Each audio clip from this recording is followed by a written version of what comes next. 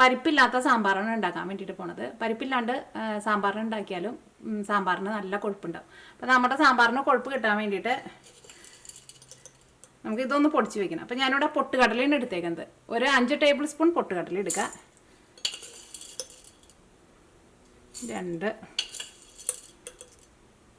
3 4 5.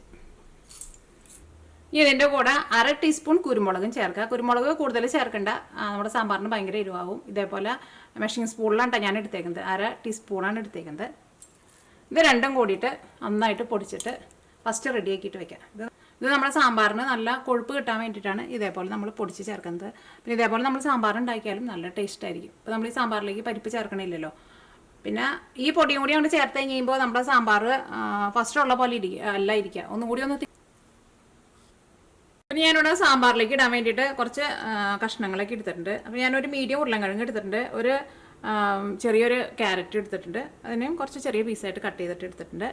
പിന്നെ ഒരു ചെറിയൊരു വഴുതനങ്ങ എടുത്തിട്ടുണ്ട്. പിന്നെ ഒരു 2 മുരിങ്ങാക്കായ എടുത്തിട്ടുണ്ട്. പിന്നെ പച്ചമുളക് ഒന്നല്ലെങ്കിൽ നിങ്ങളുടെ എരിവിനനുസരിച്ചിട്ട് ചേർക്കാം.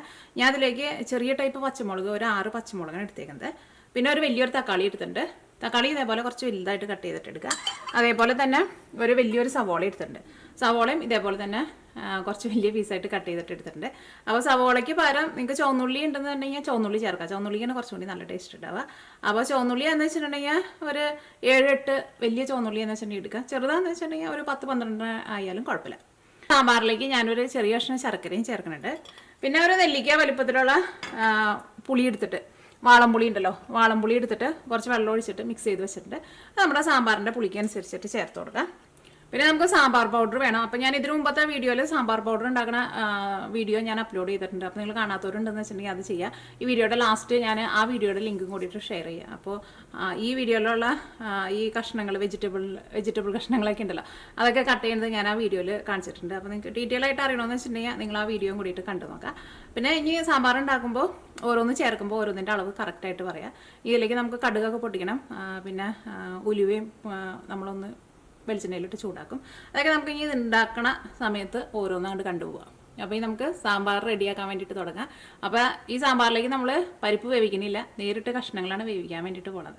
അപ്പോൾ നമ്മുടെ പരിപ്പില്ലാത്ത സാമ്പാർ റെഡിയാക്കാൻ വേണ്ടിയിട്ട് ഒരു പാൻ വെച്ചിട്ട് ചൂടാക്കുക. ഇതിലേക്ക് വെളിച്ചെണ്ണ ചേർക്കുക. വെളിച്ചെണ്ണ ഉണ്ടെന്ന് വെച്ചിട്ടുണ്ടെങ്കിൽ വെളിച്ചെണ്ണയിൽ ഉണ്ടാക്കുക.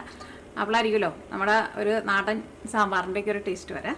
വെളിച്ചെണ്ണ നന്നായിട്ട് ചൂടായിട്ടുണ്ട്. ഇനി ഇതിലേക്ക് ഞാൻ 1/2 ടേബിൾ സ്പൂൺ കടുകാണ് ചേർത്തേക്കുന്നത്. ഇപ്പോൾ കടുക് പൊട്ടിയിട്ടുണ്ട്. ഇനി ഇതിലേക്ക് 1/4 ടീസ്പൂൺ ഉലുവ ചേർക്കാം. ഉലുവ കൂടുതൽ ചേർക്കണ്ട, നിങ്ങളുടെ സാമ്പാറിന് കയ്പ്പ് വരും. ഇതാട്ടോ 1/4 ടീസ്പൂൺ എന്ന് പറഞ്ഞാൽ വളരെ കുറച്ചുള്ളൂ. ഇത് നന്നായിട്ട് കുറച്ച് വയ്ക്കുക. ഇനി ഇതിലേക്ക് നമുക്ക് സാമ്പാർ കഷ്ണങ്ങളൊക്കെ ചേർക്കാം.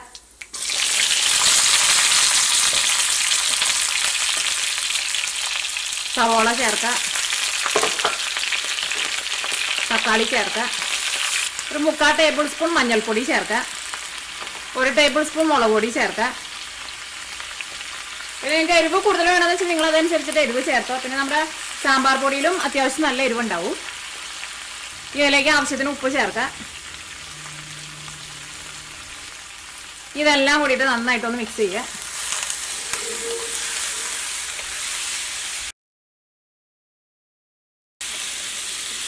ഇനി ഒരു മീഡിയം ഫ്ലെയിമിൽ വെച്ചിട്ട് 5 മിനിറ്റ് ഒന്ന് മൂടി വയ്ക്കുക.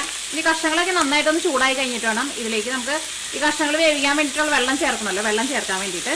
അപ്പോൾ ഫസ്റ്റ് ഈ മസാലയിൽ കിടന്നിട്ട് ഈ പച്ചക്കറികളൊക്കെ ചെറുതായിട്ടൊന്ന് വെന്ത് വരട്ടെ. അതുകൊണ്ട് മൂടി വയ്ക്കുക. ഈ ഒരുപാട് കൂട്ടി വയ്ക്കേണ്ട, ഇടയ്ക്ക് ഒന്ന് ഇളക്കിയിട്ട് കൊടുക്കുക. ഞാനിവിടെ ഒരു മീഡിയം ഫ്ലെയിമിൽ 5 മിനിറ്റ് മൂടി വെച്ചിട്ടുണ്ടായിരുന്നു.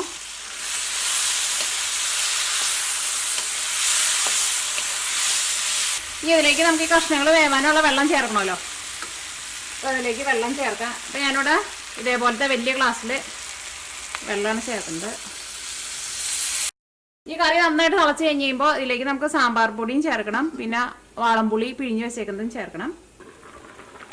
അപ്പോൾ നമ്മൾ സാമ്പാറിലേക്ക് വെള്ളം ചേർത്തിട്ടുണ്ടായിരുന്നല്ലോ, വെള്ളം ചേർത്ത് കഴിഞ്ഞിട്ട് നമ്മുടെ സാമ്പാർ നന്നായിട്ട് തിളച്ചിട്ടുണ്ട്.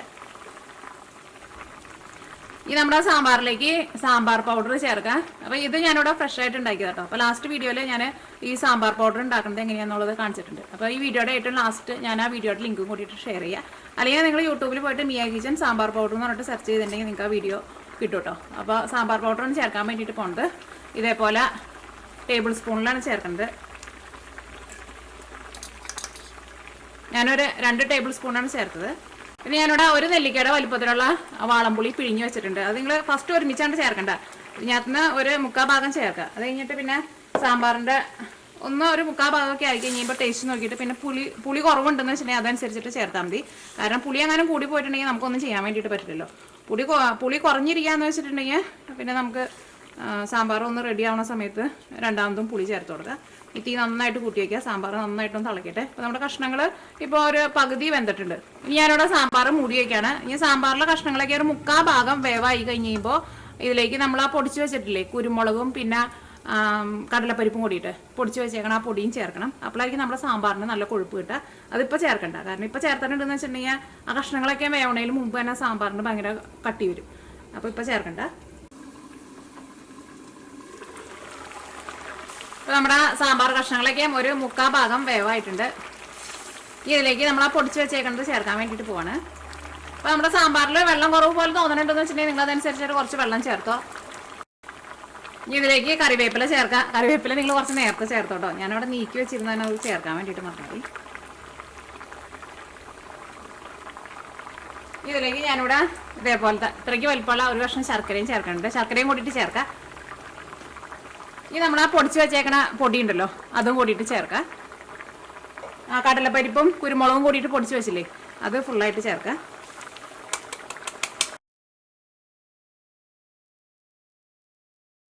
ഇതിലേക്ക് കായമാണ് ചേർക്കുന്നത്. കായം ഞാനിവിടെ 1/2 ടീസ്പൂണാണ് ചേർക്കുന്നത്. ഫസ്റ്റ് 1/2 ടീസ്പൂൺ നിങ്ങൾ ചേർക്കുക. അത് കഴിഞ്ഞിട്ട് നിങ്ങൾ ടേസ്റ്റ് നോക്കിയിട്ട് പിന്നെ നിങ്ങൾക്ക് വേണമെന്ന് വെച്ചിട്ടുണ്ടെങ്കിൽ അതനുസരിച്ചിട്ട് കൂടുതൽ കായം ചേർത്ത് കൊടുക്കുക. അപ്പോൾ സാമ്പാർ ഭയങ്കര തിക്കായിട്ട് ഇരിക്കുന്ന പോലെ തോന്നണമെന്ന് വെച്ചിട്ടുണ്ടെങ്കിൽ നിങ്ങൾ അതനുസരിച്ചിട്ട് സാമ്പാറിലേക്ക് വെള്ളം ചേർത്ത് കൊടുക്കണം. ഈ സാമ്പാറിലേക്ക് മല്ലിയിലയും ചേർക്കാം. ഒരു മീഡിയം ഫ്ലെയിമിൽ വെച്ചിട്ട് ഒരു 5 മിനിറ്റും കൂടി സാമ്പാർ ഒന്നുകൂടി ഒന്ന് തിളപ്പിക്കുക.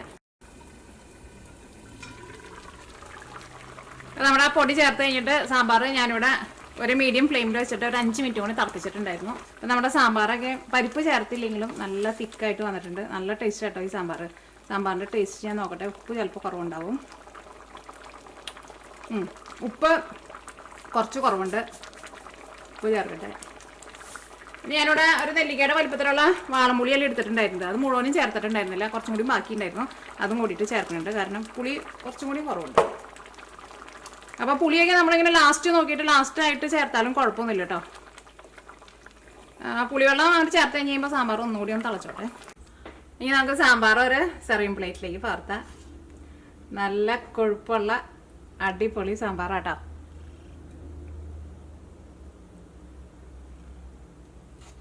മല്ലിയിലൊക്കെ നിങ്ങളുടെ അടുത്ത് ഉണ്ടെന്ന് വെച്ചിട്ടുണ്ടെങ്കിൽ കുറച്ച് കൂടുതൽ ചേർത്തോ. എൻ്റെ അടുത്ത് അധികം മല്ലിയില ഉണ്ടായിരുന്നില്ല.